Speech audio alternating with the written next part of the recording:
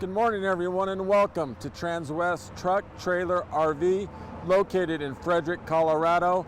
I'm Larry Vickers. As we get started today, I wanted to kind of tell you how the brand new ones end up at this point. Well, first of all, we purchased a cabin chassis directly from Freightliner. From there, they're sent to a factory in Indiana, where the conversion is put on them. From that point, they come right here to Frederick and is offered on the market. So with that being said, this is a brand new 2020 Freightliner M2 106. The conversion is Summit Hauler. The GVWR on this truck is 19,500 pounds. It has an empty weight of 14,120.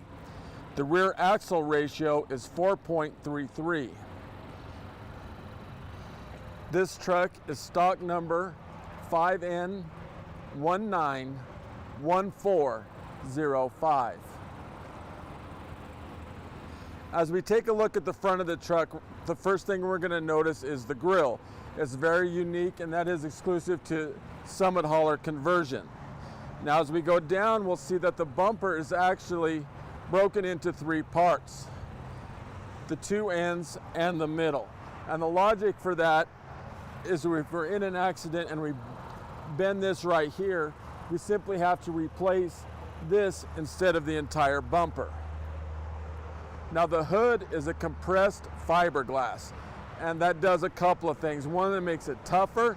Second thing is if it's damaged, it is easily fixable.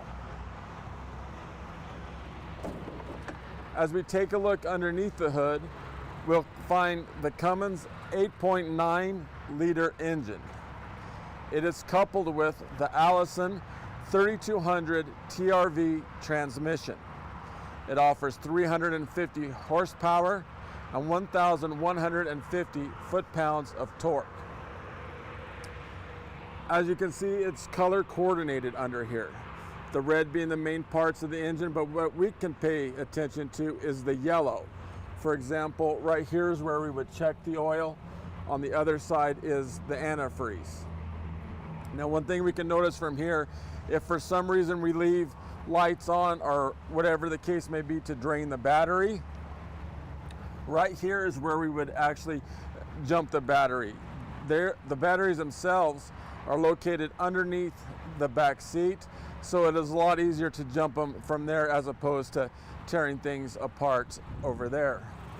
Now, once we're underneath, say we're messing around under the hood, checking the oil and stuff, and a gust of wind comes up, it's gonna stop. So the only way to get that hood down is to force it down. Now, as we take a look at the tires, the brand new ones come with Michelin 255 ADR 22.5. And if we can zoom in right here, that's an additional drum that Summit Hauler puts in. That is actually a tire balancer. And what that has is several BBs in there with some hydraulic oil.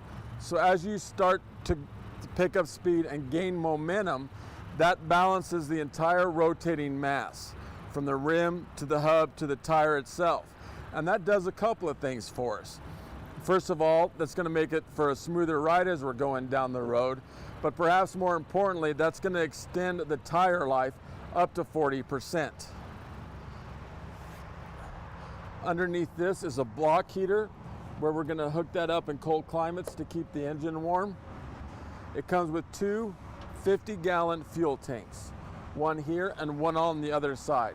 Now they are connected, so as you're sitting here, it balances itself out, but you actually have to fuel the tank separately.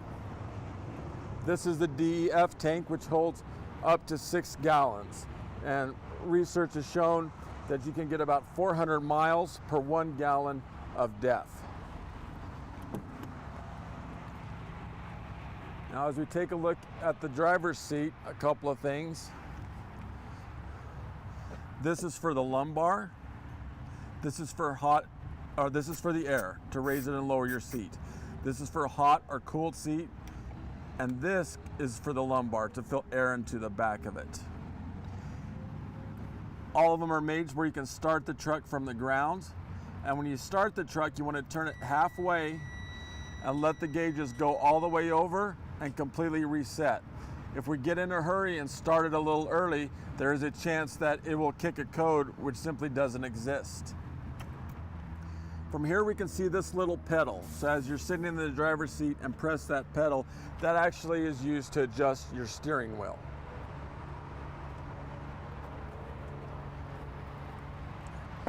Underneath here is a trickle charger. So what that can be used for is at night, if we have the lights on in the truck and the air as well, what that does is assist the battery. As we take a look in the back seat, these haulers make down into a bed. So to put it back up into a normal seat is very simple. There's a button right here.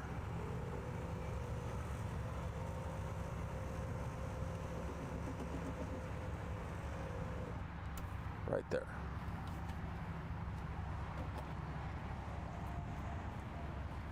As we start to look at the bed of the truck, you will notice the large amount of storage capacity.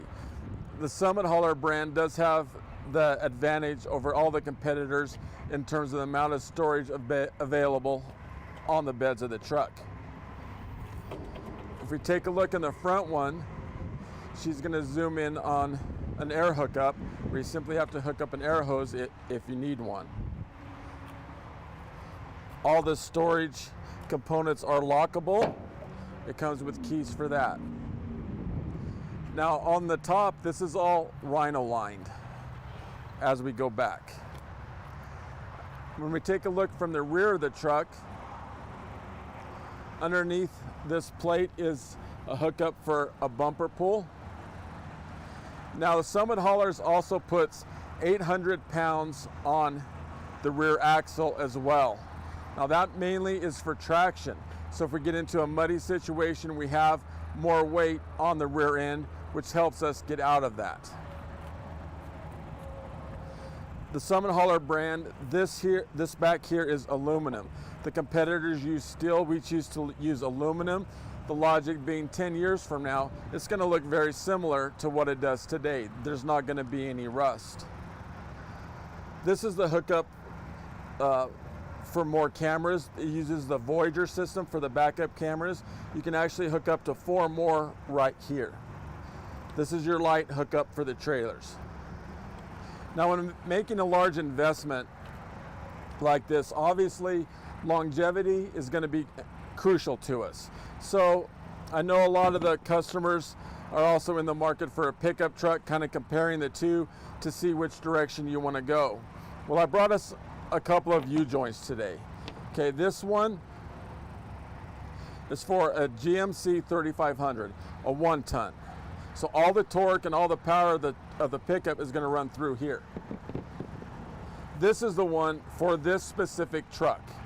So just the size and the mass difference, and you ask yourself, well, which one is going to hold up better 200, 300,000 miles from now? Obviously, this one is going to hold up substantially better than this one.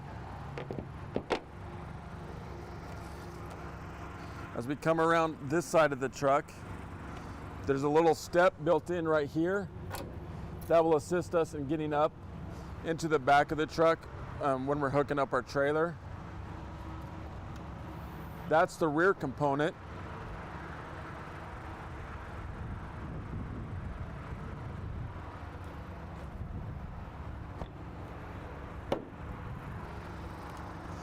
The storage is exactly the same on this side as the other.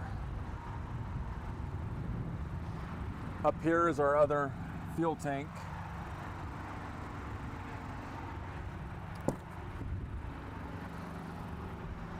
As we take a look again in the back seat, notice how much room and space is available in this truck. All right, from here we can get a good shot of the DVD. Now let's take a look at the inside.